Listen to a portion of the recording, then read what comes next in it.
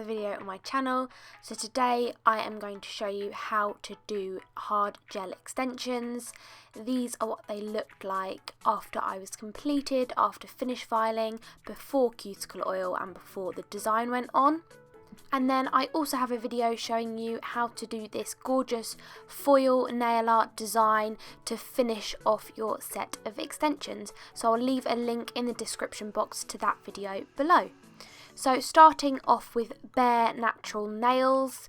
My natural nails are slightly longer because I'm growing them, so I'm going in with the gel bottle ink rubber base coat, and then I'll be sculpting out my extensions with the nude gel pot in number 5, which is gorgeous peachy undertone nude. And I'll be using my Young Nails gel brush. I absolutely love this for applying gel, it's fabulous. So I'm just showing you my natural nail here. There are some still little bits of gel left on my natural nails, and I also have a habit of picking the skin around my nails, so excuse the dryness around there. But they are my natural nails ready to go. So these are the nail forms that I'll be using. These are actually only from Amazon. They're about £8 for a roll of 500 and they are amazing. I absolutely love these forms. They fit so snug under the free edge on most nail shapes. I absolutely love these. Highly recommend. I'll leave a link down below to where you can find them. So this is how I prep my form before I pop it underneath my nail. So again, if I was doing this on a client's nails, I probably wouldn't have that much of a free edge, but because I'm growing my natural nails, they're slightly longer. It doesn't matter, it doesn't make a difference, but obviously you can see that I have a longer free edge. So I'm just checking from all angles, making sure I'm 100% happy that it's really snugly fit under there, there's no gaps, and then it's straight as well, just making sure it's not wonky. Securing the back tabs, and then I'm ready to go. So I've applied all of the forms and I'm now going in with the gel bottle rubber base coat. So this base coat you can soak off. I go in with 2 layers of this. So if I want to remove these hard gel extensions, because the gel pot isn't soak off, it's a file off, I like to have 2 thin layers of this underneath so I can file back to this clear layer and then just soak the rest off. This just helps to create less damage to the natural nail, less filing on the natural nail. Every little helps in my opinion. So taking a bead of that hard gel in number 5 from the gel bottle ink, and I'm starting at the tip of the nail. So I'm placing that bead right where my free edge is, butting it up to both sides of the nail. They are your stress areas on the sides of the nail. You need to make sure you've got enough product there.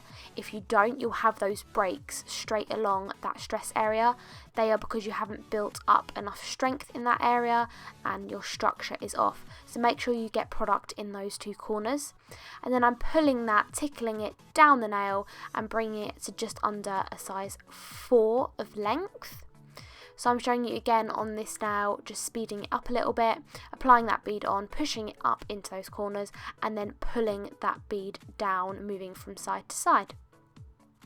So after that's done, that is going to go into the lamp. I flash cure each nail in between for 30 seconds. If I was working on a client, I would do 2 nails, then flash cure for 30 seconds, and then moving on to the next 2. So once they are all done, after finish curing them all for 60 seconds, I'm removing my forms and I just pinch underneath the form and pull down to release. This is the way you want to do it. This, make sure you don't get any breaks in your nail tips or anything like that. Pinch, pull down, and then remove the tabs. So I'm now going in with my second layer of gel. So taking another bead, and this time I'm going to work from the back of the nail forward. So placing it down at that cuticle area, and I'm just keeping it really nice and thin and almost painting that bead down the nail. Because we've already got product right at the end, you don't need to create a lot of thickness there. You need to work on just creating an even layer over the whole surface of the nail. So I'm almost painting this layer on.